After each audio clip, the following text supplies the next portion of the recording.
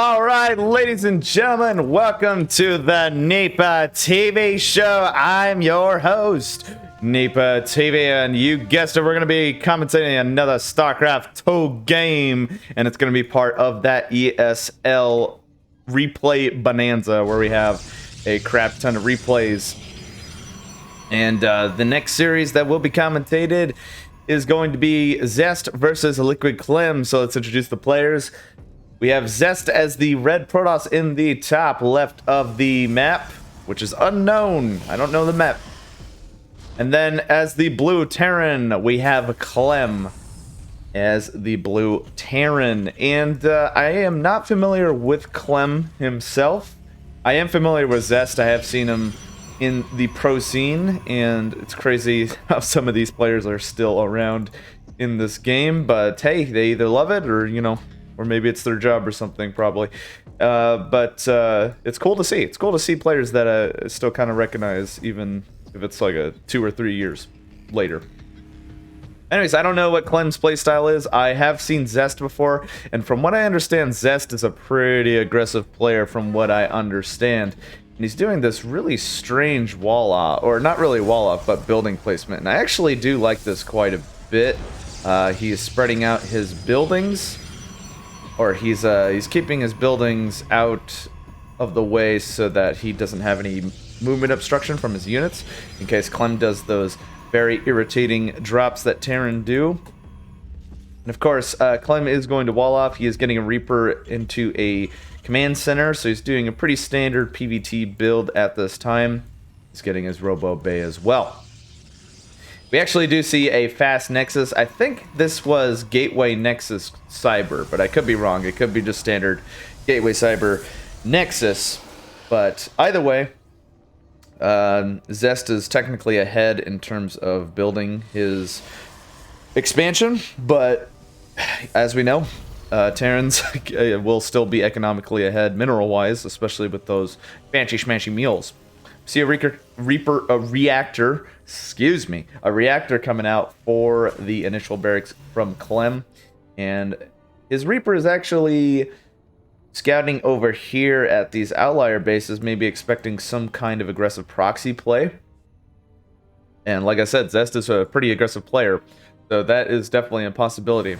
Yes, and we do see an Adept coming out, and if you don't know, these are acceleration zone generators, which are new to me, but anyways, let me just focus on this right quick. Reaper is trying to kite the Adept, but bunker is smartly placed. Reaper goes in there briefly, and we do see a phase coming in. Supply depots go up, and Zest will not be able to get in, and cancels that phase. But yeah, these are relatively new for me, anyways. They're pretty cool. Their little acceleration zones give you a little speed boost. Pretty simple, pretty cool stuff, especially if you're I think one game we had a Zerg player that used that to boost his queens, which is really sick to see. Didn't even need that Overlord poop.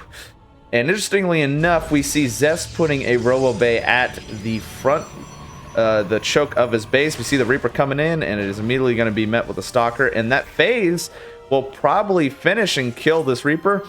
And unfortunately, the KD8 charge was a little mistimed. It did not disperse their Adept. And the Reaper does go down. And we actually do see a Dark Shrine coming out from Zest. So some pretty aggressive player going down. And we also see a fast Warp Prism coming out as well. So does Clam have any detection? We don't see anything. All he's going to have are those comm sets. We don't see an NG Bay in sight. So this could be really detrimental if Clem does not get that up and running. And Zest getting a little greedy, getting a third base pretty dang fast, if I do say so myself.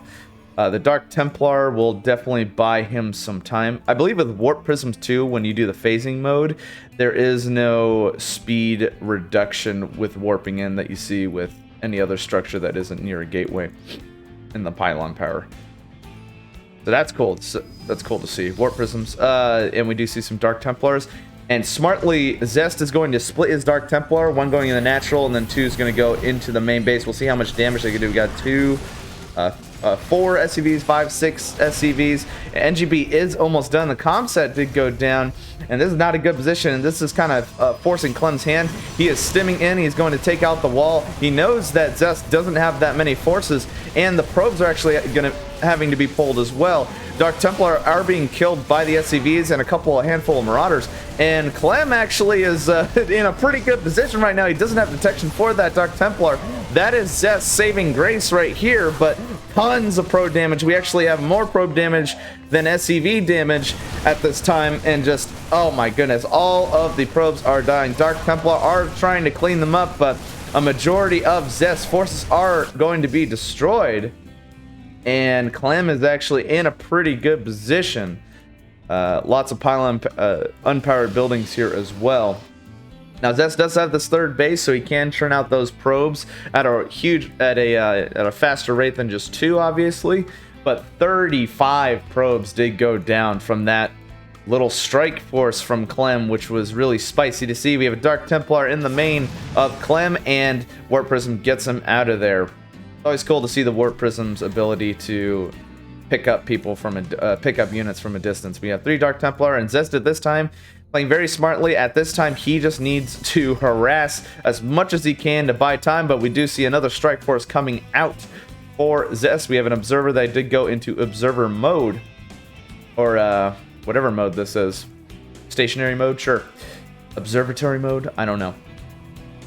And do we see any main forces? We do not.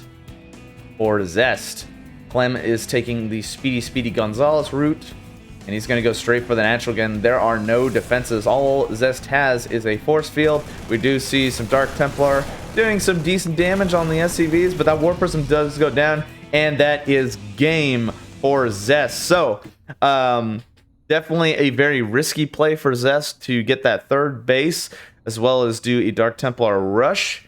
And he did not have any defenses for that strike force at the beginning, and that's what really killed him. All those probes dying too. It was just, it was messy. But I want to thank you guys for watching. I'll see you in the next game. Peace.